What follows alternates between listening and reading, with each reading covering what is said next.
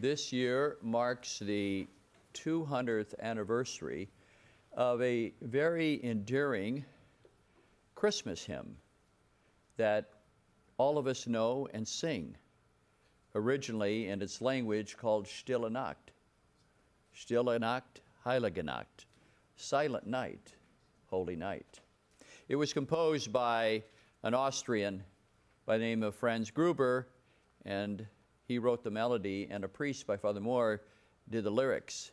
It was originally composed for a guitar because that year the organ at the church wasn't working very well because mice had come and eaten through part of the organ.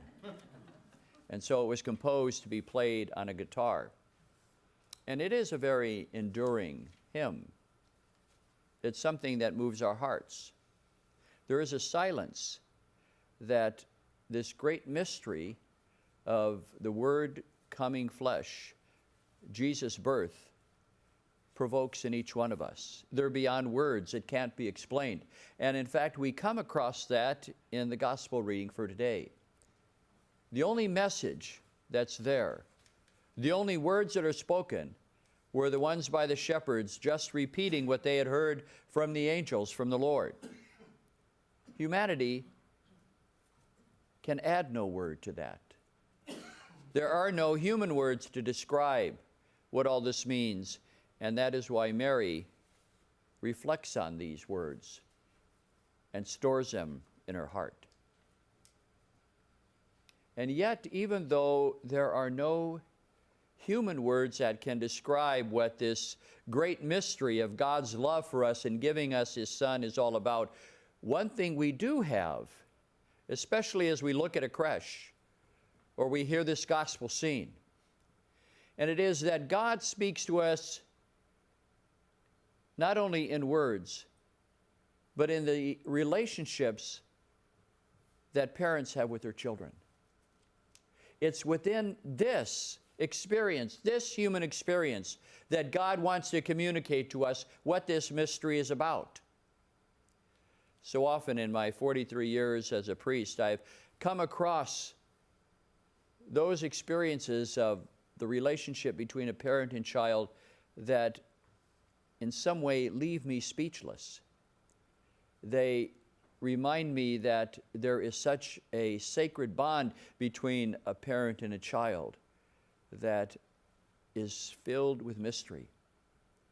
Some years ago, I was vacationing with some friends, and they asked me to come to their home for dinner one night, and I was standing there on the lakeshore with this young man who had just been married, and he was looking out over the lake, and he saw that his father's sailboat was out there, his Hobie catamaran.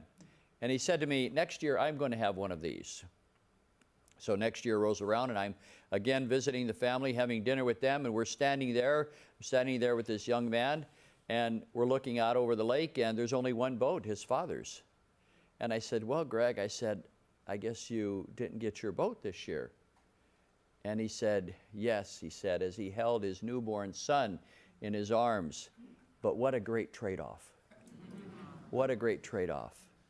That says so much because it, in many ways, as a new parent learns, they have to kind of recalibrate everything. They have to begin to see what really counts, what's of value. And it is something in that experience that God the Father wants us to understand, that a child is so dear, His own child, that He would give that child for us. But the other experience that I had is just recently. This fall, we remembered the tragic fire 60 years ago at Our Lady of the Angels. 92 children died in a fire, and 3 religious sisters. And it was a great tragedy, not only for that parish and that community, but for the entire city and globally as well. And so I celebrated Mass with many of those who were students, who were survivors. Many of them were my age at that time. I was in 4th grade as I remember the story being told by the sisters who taught us of this terrible tragedy. And at the end of the Mass, something very, very endearing, one of the most enduring things that I experienced as a priest over these years happened. a nice little Italian lady who spoke only in Italian to me. She was an immigrant. She was 95 years old. Told me about her daughter who died in that fire 60 years ago. She was only 10 years old at the time. And the tears in her eyes and the way her voice quaked with emotion told me that the pain was still as deep as it was that moment 60 years ago. And then she did something that really was so very profound and touched me deeply. She pulled out of her purse a holy card that she had kept all these years since the funeral of this little daughter of hers, this little daughter named Joanne.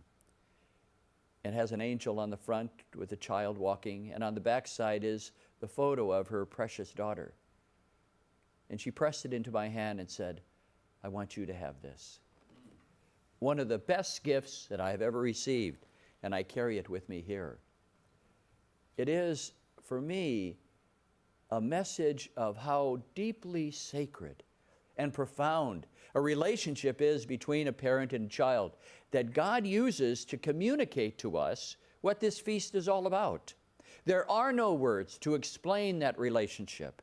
There are no words to explain what God is saying to us by giving His Son so that we can enjoy His life.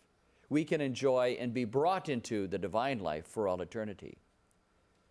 I think it's very important for us to keep all of that in mind. If we really want to understand what this feast is about, all we need to do is look at the creche, but also the relationships that you have, all of us have, child and parent.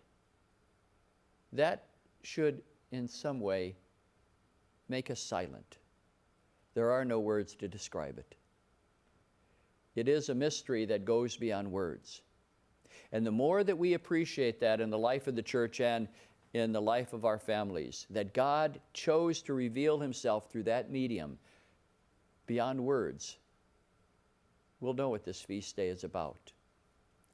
And then maybe it will move us to treat all children of God throughout the world, especially those who have so very little hope in life, all children who are neglected and abused, who are forgotten, realizing that God wants us to reach out to them because He too has that profound relationship with them. So yes, I think Franz Gruber and Father Moore got it right. Silent night, holy night. This is a moment in which we're kept silent with this great mystery, but reminded how holy it is as well. So I would just ask all of us now to stand in honor of that anniversary, but also honor of this great mystery, to sing and stand together and sing one verse of Silent Night.